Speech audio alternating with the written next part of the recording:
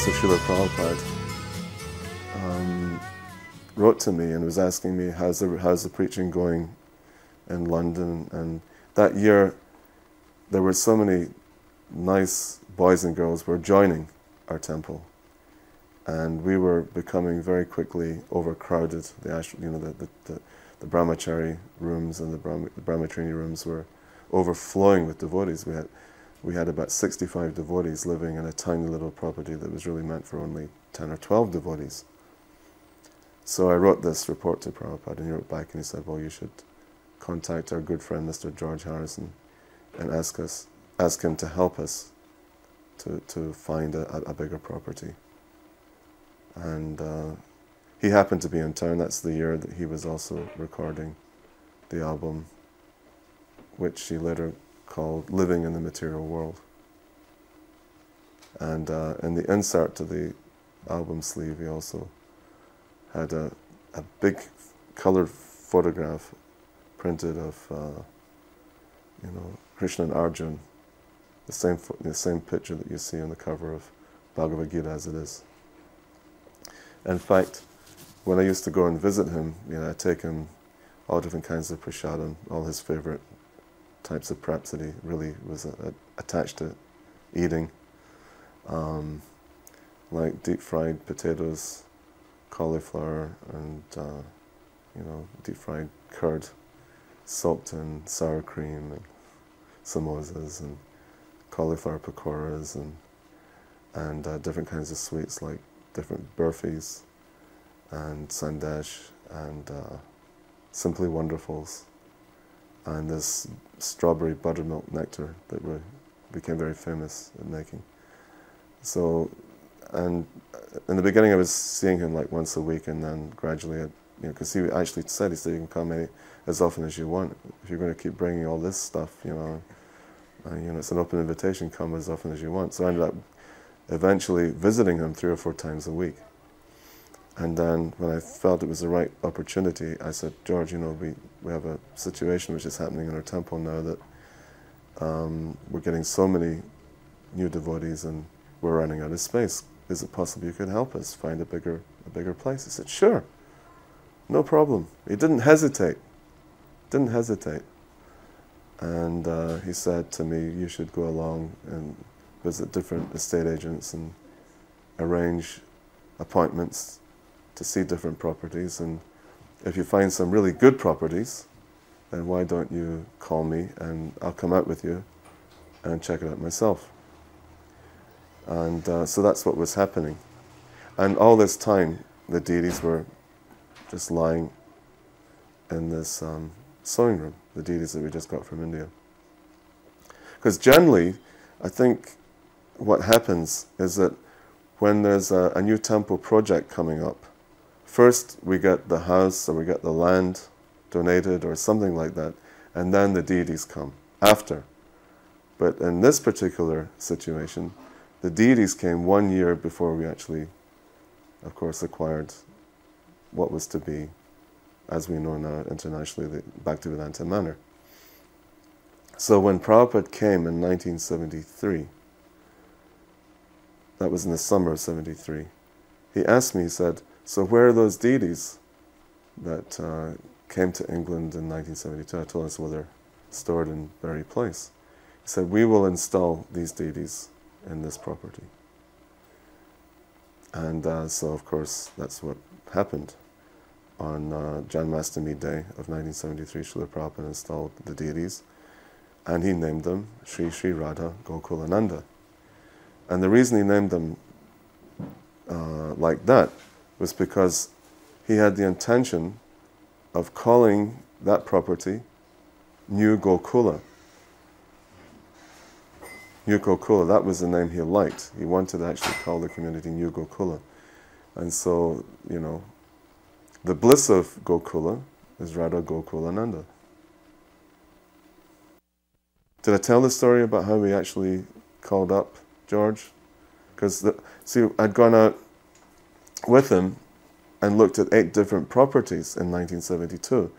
And in January of 1973, in this freezing cold, miserable British winter, we got this information about this property, which is known as Pigott's Manor in Latchmore Heath, 17 miles from central London. And this is the one and only time I went in disguise. I didn't go as a devotee, I didn't go with a shaved head and a dhoti and tilak and kurta, but I went in trousers and coat and hat and didn't wear tilak to meet this lady, Mrs. Ruffles.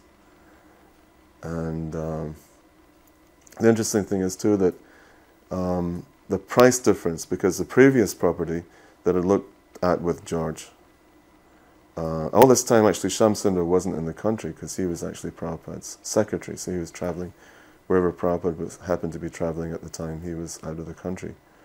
And I was keeping in touch with Srila Prabhupada. Prabhupada was very anxious to know what was going on because time was dragging and on. And in fact, Prabhupada did mention, he said, we should strike while the iron is hot. And he was presuming that the iron was getting a little cold, by this time, because, we started searching in the kind of early summer of 1972, and this was like, the end of 72, and nothing had really happened. And so the previous property I looked at with George was this amazing health spa just outside of the city of Oxford. And it had an indoor heated swimming pool. It had a beautiful conservatory where they served all the salads and things.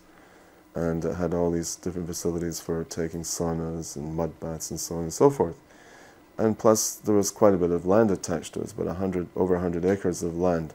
So the asking price was £330,000.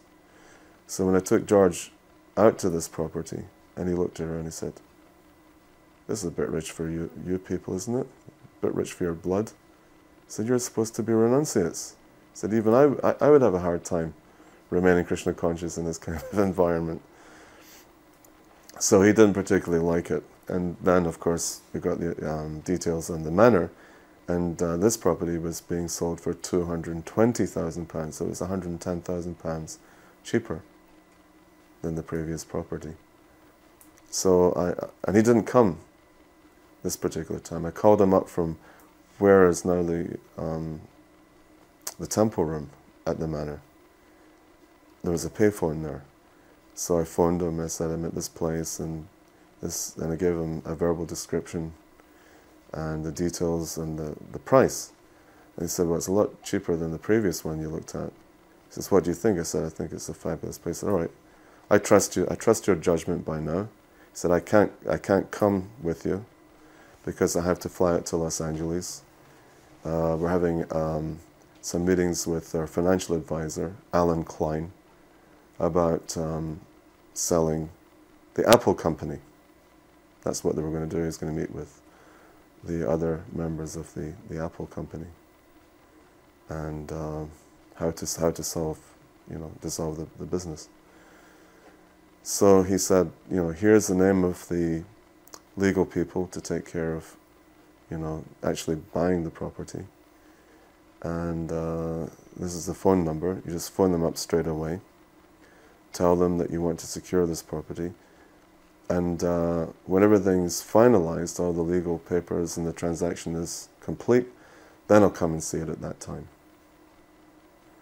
So that took about 6 months. And what he did was, he had set up this foundation, which he called the Material World Charitable Foundation. And he told me, they said, if this album I've just finished making, Living in the Material World, is successful, then all the profits from all the tracks from that LP will go towards paying for the manor, for that property. But it'll go through my foundation. So that's what happened. And so the property was paid for by this Material World Charitable Foundation. And we were staying there, and the agreement was that we would be paying £10 a year rent. That's how much was asked. That's called a peppercorn rent. It's like the absolute minimum amount that you could pay for a costly property. But we didn't have anything in writing. It was all in good faith. It was just a verbal agreement. when George came, he came also to see Srila Prabhupada, because Prabhupada was also there at that time. And I remember there was one English artist called Gopal,